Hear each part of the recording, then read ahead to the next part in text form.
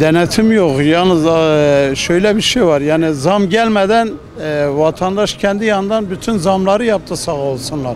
Marketi olsun, bakkalı olsun, esnafı olsun. Asgari ücrete gelince asgari ücret 22.000. Tamam güzel bir şey ama 22.000 hele gelip genler geçinsin bakayım. Bir ev kirası 15-20 bin. Ben emekliyim. Aylığım 12.500'de bana vermiş 14.500 dahi değil. Yani bu insanlık dışı bir muamele.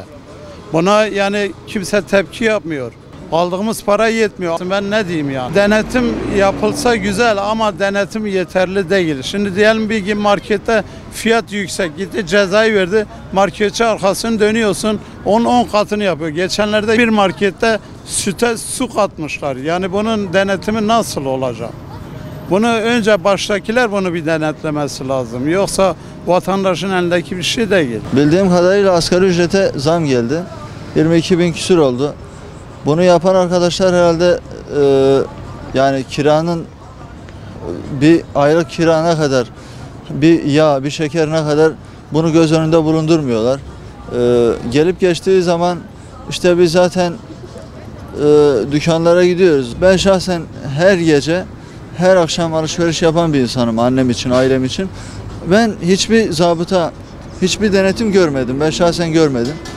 Şu an herhangi bir mağazaya girdiğiniz zaman, bir ayakkabı aldığınız zaman yani 2500'den 2600'den başlar bu. 2600'den aşağı ayakkabı yok. Giydiğiniz ayakkabı da bir ayda yırtılır zaten.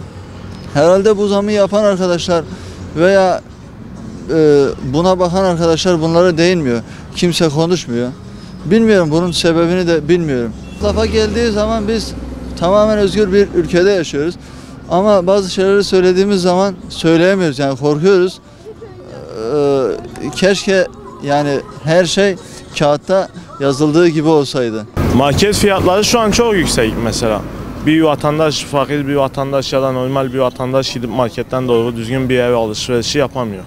Geçim çok zor olmuş yani bu devirde. Biz öğrenci olmamıza rağmen biz yani markete gittiğimiz zaman yüzümüz düşü böyle çıkıyoruz. O yüzden biz bu enflasyon olayına biraz ara verilmesini istiyoruz. Bence yeterince denetim yok. O yüzden biraz daha denetimi sıkı yapsalar daha güzel olacak.